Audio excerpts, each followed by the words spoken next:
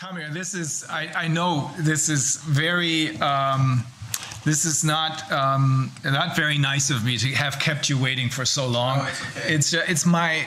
I'm a very unorganized person, I suppose. I should have done better. But before we're going to have a professor of economics who's going to explain to us how the economy worldwide is heading for a gigantic crash.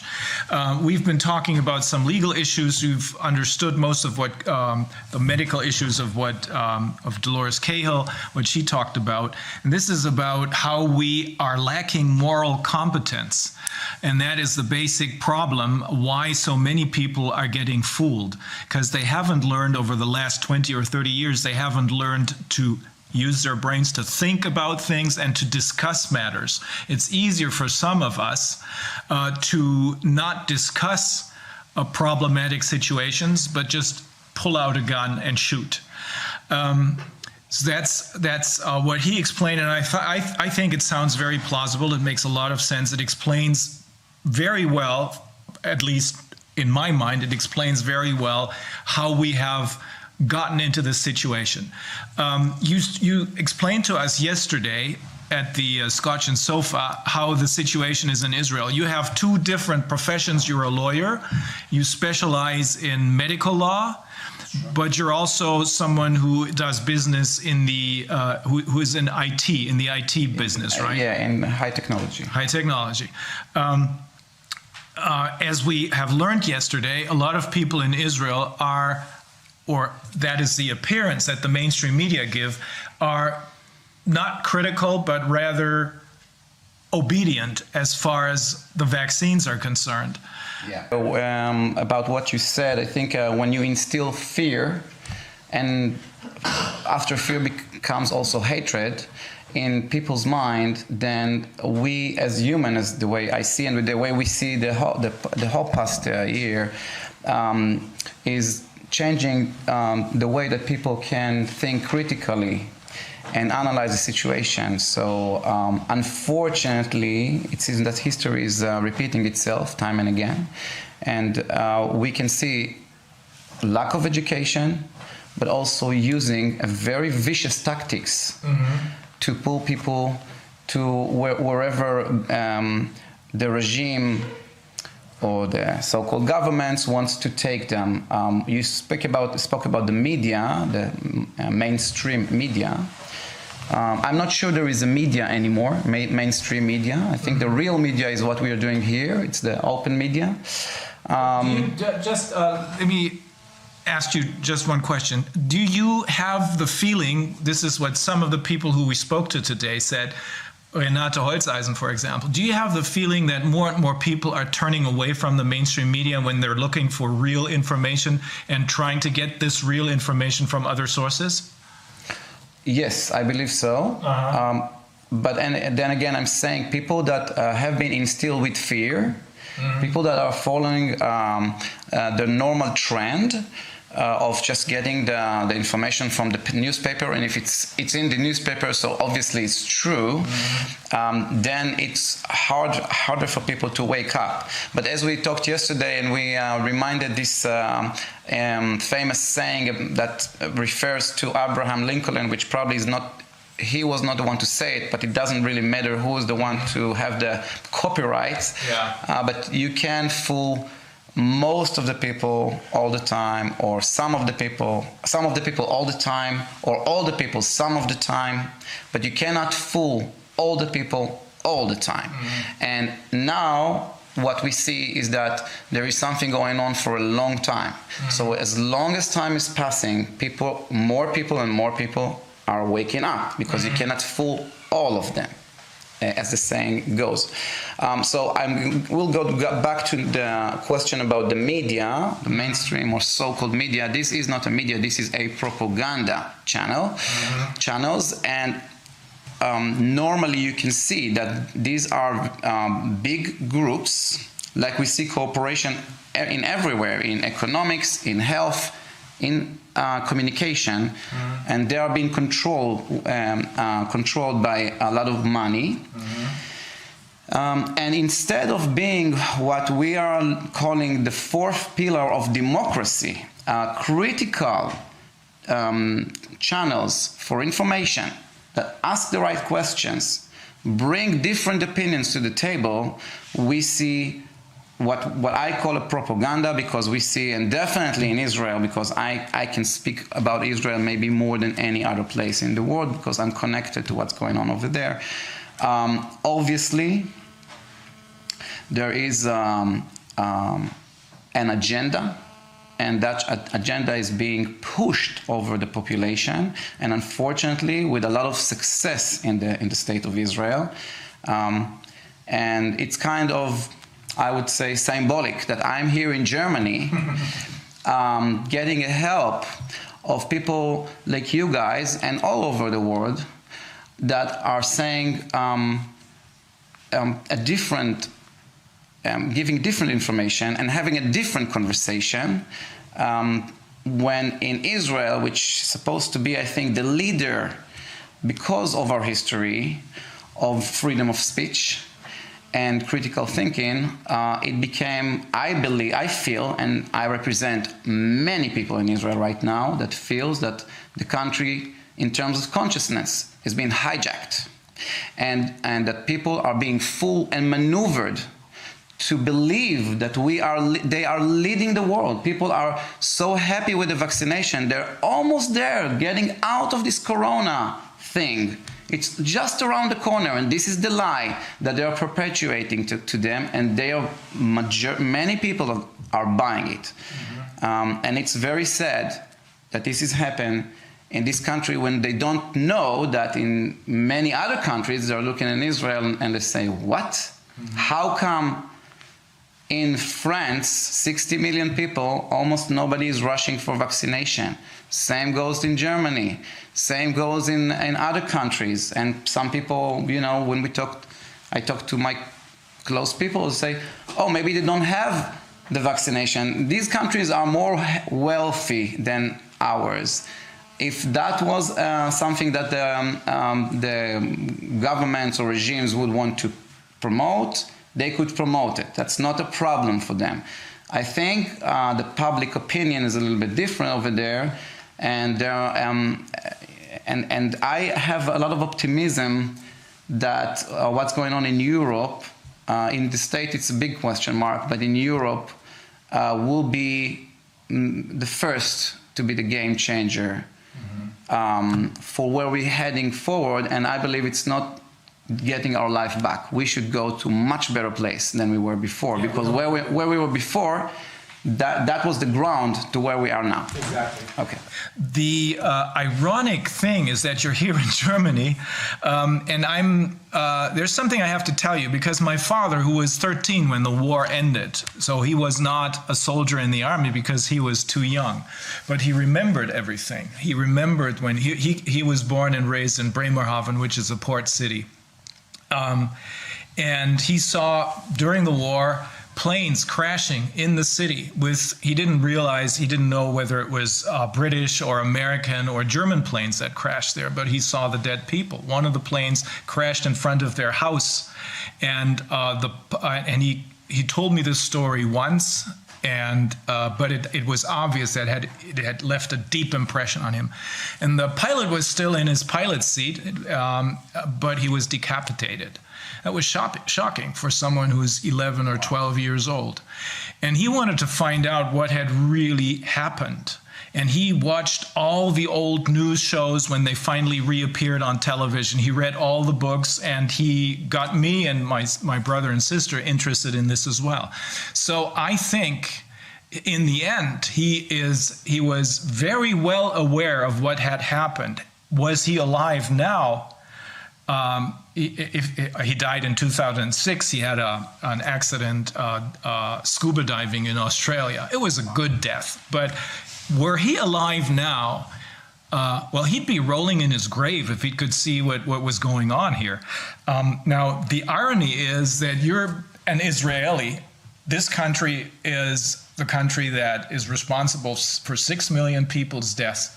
And the irony is that you're here now, and we're talking about how we are worried, us here are worried, that something very similar to what happened back then is happening again in your country with your people, with a lot of people being completely unaware of the dangers of these vaccinations. Totally. I would say that it's not the country of Israel is not responsible, but the country of Israel was founded on the basis of what happened in the Holocaust. About 6 million people died of our nation, which was about 1/3. And that basically we finally managed to get a small piece of land and build up and what we call a democratic and Jewish, actually Jewish and democratic society. Mm-hmm. So this is the principles of our state being established for. Mm-hmm. And somebody told me yesterday, a friend of mine, we talked about it, and he said, you know, it's the same. Once again, people of Israel are getting something in a majority, in a massive scale from a Germany company. Now, I was here saying kind of a joke, but it's really because Pfizer is a German company. People don't know. However, is it German or is BioNTech is German. Pfizer is, I think they're American or British. Maybe. So yeah, but it's like German. It's coming from Germany. At least that's how we perceive it. Mm. However, this is being pushed by our own regime, our own leaders, our own propaganda, unfortunately, channels that brings people to a very dangerous belief. I ask people, why do you vaccinate yourself? Why do you go to vaccinate? And of course, there are two reasons could be for that. One of them would be that people are scared from corona. So they say we have to make a decision between one bad thing to another bad thing. So which is worse, getting the corona and have the risks around it, which is, by the way, easy to check. And when you see all the data and the tables that making the comparison between past years and now, then you see there is no big change. But the claim from some people will say, yeah, because we took some extreme measures. And for that, my answer is always the same. Fortunately enough, we have Sweden. We have other countries as well, but Sweden is one of the most transparent, advanced, modern country that you can rely on the information we're getting from there. And somebody sent me from a doctor's group that I'm connected with, the table from the past few years, the same table that you've been looking here. Actually, the only one that we should be focusing, which is mortality. Yeah. Because on mortality, you cannot have, it doesn't make a difference from what. It's total mortality. And if you have a pandemic, and if you have a problem, even if it's a seasonal flu that is stronger than other years, you will see a correlation with the death rates. There is no other way. That's how it is in our nature. And I could see that they had 2020 on Sweden, they had an increase of mortality, but that increase of mortality is equal than what they had in 2015. And when you look at the years between, yes, there is it's a lower rate, but it's not a huge difference. And this country didn't have 1 day of lockdown, didn't have 1 day of closing the schools, and didn't have even 1 day with masks requirement from the population. So you see pictures, videos that are coming up from Sweden every day almost, when people want to show the rest of the world that they are going with the public transportation close to each other, they're going with the elevators close to each other. Yes, they said, Andres Tegnell is the chief over there in health administration, and I think he's very brave, very professional as well. He's under a lot of pressure as well. Totally. But he's a strong man and he cares for his people. Yeah. And when he says, you're not going to fuck me again, because that's what he felt they did to him with the swine flu. He learned his lesson. Okay. He remembers how he was being lied to. So he's not going to have that happen to his country again. Exactly. And there are a lot of fake news here, and every few months I see something about Sweden, that they're going back, they're making a U-turn, blah, blah, blah. This is not true. And, good to hear. Yeah, and it's interesting to hear what he said at the beginning, because again, people, because of fear, they just don't open their ears, they just don't listen. He said something very basic, very logical. He said the healthcare system is for the people, and it's not vice versa. So all these countries like yours, like mine, are saying, oh, come on, we don't want to get to the point that doctors will have to choose who they treat and who is not, they're not treating, and it's like they're going to have so many people, and it's going to be overload, and we're going to have to open hospitals from the temporary hospitals via the army. And he says the same, but in the opposite way. He said, first, we will have our healthcare system being overcapacity. Then we'll call to the army and get another temporary hospitals. And then if we cannot manage that, we will see what kind of other measure needed.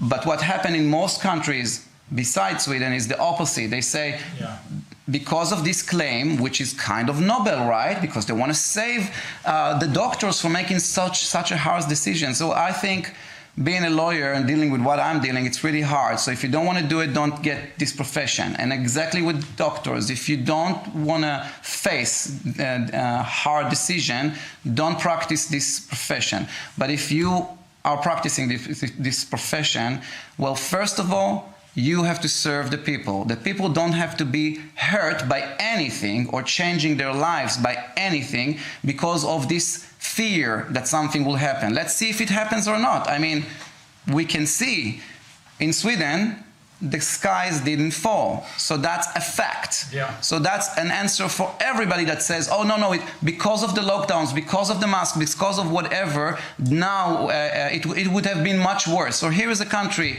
doesn't do it, and it's not much worse. Same goes with Belarus, same goes with Egypt, same goes with other countries. Finland, other countries, Thailand, Tanzania. There are many countries that are not being, you don't hear about them because, again, the media doesn't want people to know what's going on. They want people to believe and to follow an agenda. Yeah. Very interesting. What I think is also the case is that, so far with this illusion of democracy that we've maybe had before, you still have the expectations, and that's what people, you look at various news outlets and you hear a little bit of a different opinion here and there, but it's basically the same. The main information is all the same, dangerous and all this, what we just said. But since I think this is, it's not that you come like fresh, new to a situation like this, but you come with all this heritage of kind of expecting that you still have some sort of objectivity. And I think that's also what makes it really difficult for people to understand that this is so, for whatever reason, we don't have to go into detail, but this is just this same stuff that's blown onto you, and then you think, oh, this must be true if everyone says it. That if it's raining and like it says in the news, okay, it's raining, then it might really be true. That's I think that's a problem. You're in an illusion still that clings with you. It always takes us back to the explanation that Professor Lind gave us, that people haven't learned to use their brains and think. It is easier because of the failures of the last 20 years in our educational system, and I know it's about as long, probably longer, that this same failure happened in the United States, because I have firsthand experience with some of it. Because of these failures, people simply accept obvious lies, like the one that he was alluding to. He was reading to us a statistic from a nursing home where they had dozens and dozens and dozens of tests, which boiled down to 18 positive cases, which of course they explain, they tell us to be infections, but 18 positive cases. But because they had done so many tests, they made 126 cases out of this. A perfect lie, but people simply believe. The thing is, why is it that Israel obviously got the first truckloads of vaccines when the rest of the world was still hoping that they would get it? Why is that? Israel has an agreement with Pfizer, I think also with Moderna. information is not so clear because the government only reveals whatever. People told me to be accurate and say regime, not the government. Government is working for you. Regime may be working against you, so I will use regime. But the regime is definitely. So they have they closed all the information, all the discussions under confidentiality for 30 years.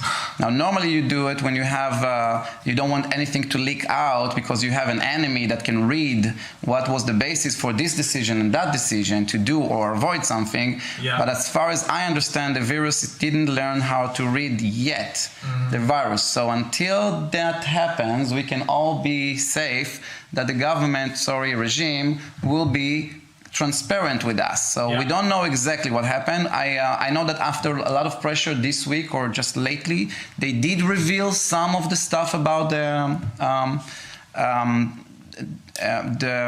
contract that they've made with those companies, but not all of it. And it seems that they accepted, first of all, no liability for the manufacturer, which it's a problematic issue. People like me that deals with vaccines, injuries, and I'm sorry about also some medical tyranny, are involved for years and know the consequences, like Dale Bigtree saying and Kennedy, Robert Kennedy Jr. about the non-liability of the vaccine manufacturers, which is one of the big sin of all, because they don't have the drive to make safe products. So Israel already gave up the liability for these products' safety.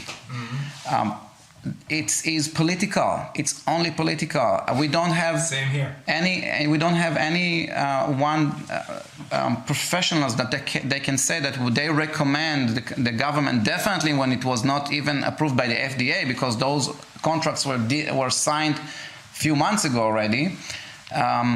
That they could say, yes, we should do it. I mean, how can you say professionally we should use that thing when there are two main facts? One of the facts, it's a basis principle that anything that is not proving, any chemicals that you insert to people's body, unless it's proving safe, it has to be considered as dangerous. That's a principle. It always has been like that. That's why it takes so many years to approve everything with the FDA. Vaccine also have a fast track. And this particular vaccine has a very, very fast track, which got the approval at the end after a lot of pressure, political pressure, with opposition within the board of the FDA, and it's very limited. And it's also still considered as a trial. So in Israel, unfortunately, we are in the middle of a trial, of an experiment with human beings. And another aspect to it is the mortality rate. Again, this virus is killing about less than 0.5% of the people that get it. So why would you rush and vaccinate majority of people? They're talking about vaccinate now children in Israel, pregnant women in Israel. And you know what they're basing that? And I've read some answers from professionals, like official health expert from the regime. They're saying, we don't have data that shows that this is dangerous for them, so obviously it should be okay. This is the opposite of the principle of how the medicine standards are worked, at least worked until lately. It may have something to do with the fact that the push into Israel may have something to do with the fact that Pfizer has access to long-term medical records of people in Israel. Have you heard about this? You're talking about that they had it, or they're going to have it from now on? They're going to have it from now on. Of course. We know for sure that the government agreed that they will send the data, at least the mass data, which means that not necessarily with the person's name, but generally about what's going on, adverse reaction, whatever, to these companies. And on a first glance, it seems to be like a good idea, because if you already make an experiment, whether it's good to do it or not, at least get the right information from it. However, that has to be under a consent. We know after World War II, and again, it's symbolic, we're talking about it here in the table in Berlin, we had the Nuremberg trials. The Nuremberg trials were trials about crimes against humanity. That's the worst that you can be tried for, a person could be tried for. And then there was a realization, and then that we need to have different rules, set of rules that we didn't have before. And I'm emphasizing this because I have a point at the end. So our fathers and grandfathers, they made a change in the doctrine, and they said, now we have a Nuremberg Code, which is dealing about anything of medical treatment, and in particular about experiments. Then we had a progression with that, which calls the Helsinki Declaration. Again, making those things established, and then all different countries started to adopt these principles and got them into their own legal system. So we, for instance, in Israel, we have a law for the protection of a patient. Or the rights of the patients. And one of the principles in there is the informed consent. So you have to give a consent. And I always explain to people, consent means that you cannot consent if you don't want to. Otherwise, there is no meaning for consent. It's either I want or I don't want. And it has to be informed. And there are details what it has to be informed. But there's another principle, the principle of privacy. There can never be a real consent if it's not private. That's why we have private elections. It's confidential, because if I'm going to vote and people knows what I'm doing, then it will affect the way, because I can be apprised or I can be denied by my friends. But if nobody knows, then it's private. I can make an independent decision. So those principles are under a very heavy attack. And in Israel, they're making this trial, this experiment on the population. Nobody gets an informed consent.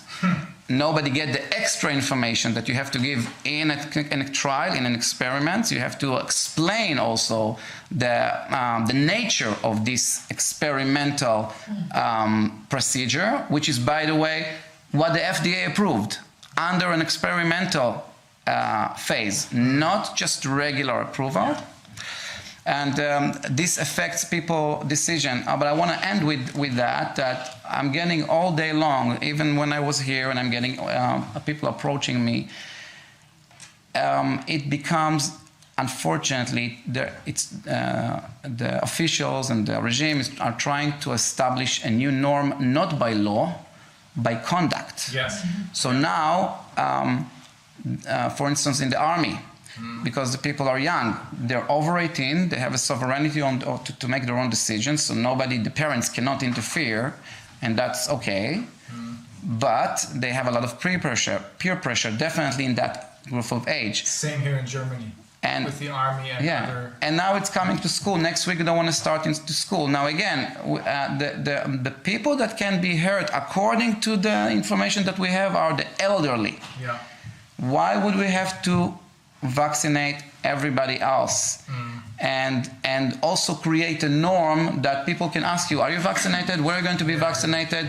People got letters that they cannot go back to work if they are not showing vaccination. Now, when they come to me and ask me for help, and they said, maybe I should ask them that they will take responsibility, and I'm saying, no. You have to tell them, this is none of your business, what I do and what I don't do. And this is a violation or attempt for violation of my privacy, which has a criminal side as well. You can go to the police and follow or complain. But it's not about that. It's just, we have to understand where this shift is taking society. They want to take us back before the war.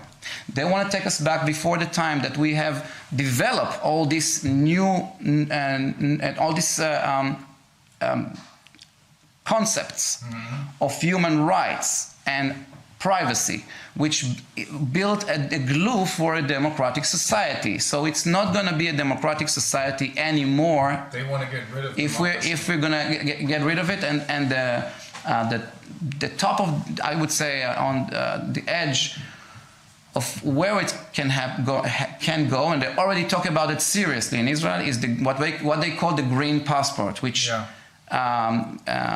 happily enough, it seems to be rejected already by the European countries. But in Israel, people believe that they could not even go and travel the world without it, which is probably not going to happen. And also it will have classes within the population. And this is in the state of Israel. So I want to mention also one thing on a personal level. My grandfathers from both sides were Holocaust survivors. And from my father's side, my grandfather, which I knew very well and I loved him deeply, he was an officer in the Red Army, and he was injured 3 times during the war and 3 times came back, because back then it was a different story how it works. And I grew up on those stories. And I grew up on the basis that we are now having our own country, that we're not being ruled by people outside, but unfortunately there is no immunity, if we're already talking about vaccine. There is no immunity from people to be hijacked by bad guys.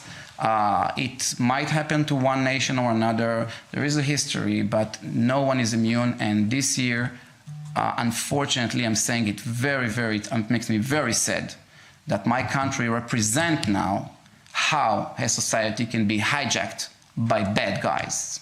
Well, we're going to work on this. Yes. I think maybe you got a special price for this as well. The original question was how come that the Israelis got it first? I guess. Or maybe for free. We don't know that because we don't know the contracts, right? They're kept secret. The contracts are kept secret for 30 years, right? Just a note from my assistant here because I've heard about it too. I just forgot about it. But it seems that Israel paid more than other countries about the vaccines. The deal is not that great. Aha. So it's not, even that haven't been done right. Yeah. Okay.